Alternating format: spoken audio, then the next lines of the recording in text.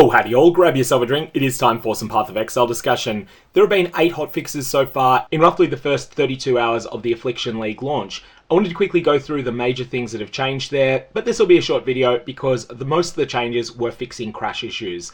Hotfix 1 was all about those crashes that everyone was having. This came a little under 2 hours into the league and it solved the vast majority of the problems people were having at league start. I only crashed 4 times in the first 2 hours. This seemed to be less than most people, but those issues were pretty comprehensively solved by 2 hours after league start. Hotfix 2 addressed major issues with Poisonous Concoction and Explosive Arrow, and these skills now function as intended rather than being almost completely non-functional. I'm going to leave out Hotfix 3 and a few others that just had crash issues in them. Hotfix 4 addressed a bug, and this looks like a stealth nerf to an exploit when you read the hotfix notes. Temporarily disable the lab crafting option that sacrifices a gem to grant you player XP based upon the gem's total experience.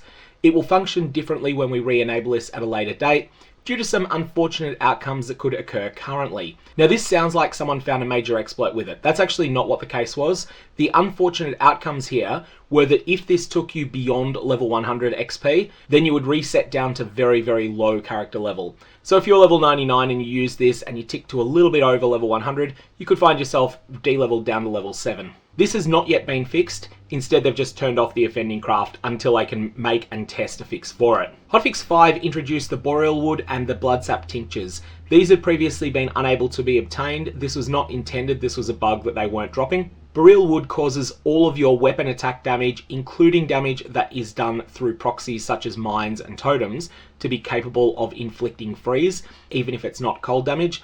And the Bloodsap Tincture amps up slow bleed playstyles by providing an increase to the amount of bleed damage that's done when you hit an enemy when that enemy was not already bleeding. There's also a bit of a bug where you couldn't read how shocked an enemy was, or whether it was ignited or not. All of those ailment effect icons, they were unreadable, and that's now been fixed. Hotfix 7 addressed a fairly serious issue where one of the cosmetic MTX for Ethereal Knives was not actually being a cosmetic MTX, but it was actually increasing the range of the skill.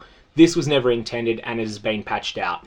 And then we get to patch 8, which is the big one. This is Giganerfs to monsters that have been empowered by the League mechanic. These changes are really, really big. The monsters that were being empowered by the Wisps out of the League mechanic were incredibly dangerous inside maps. My experience that if you were on a character that was comfortably running tier 7, 8, 9, 10 maps, and then you went back into a tier 1 map and just transmuted it, and you ran the League mechanic in it, then the map boss would destroy you.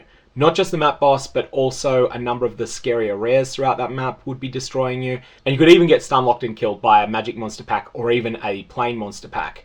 This is something that was really, really noticeable. And what they've done here is they have attacked these monsters' offensive power in multiple ways. Significantly reduced the damage that they do if they're empowered. Also reduced the attack, cast, and movement speed buffs that they get from Vivid Empowerment, which was the most dangerous of the 3. And also they've slightly reduced a couple of the other statistics involved. This has made the League mechanic much safer to experiment with. The League mechanic is definitely worth doing. Just be aware that you probably don't want to do it on progression maps. So if the highest map that you've completed so far in the League is a tier 6 and you've just had a tier 7 drop, when you're running that tier 7, you don't want to do the League mechanic. But after you get a little bit stronger, maybe then you'll come back and you'll run the League mechanic. Anyways, that's all the hotfixes so far. I'm going to leave it there. May your Varlorbs have interesting results.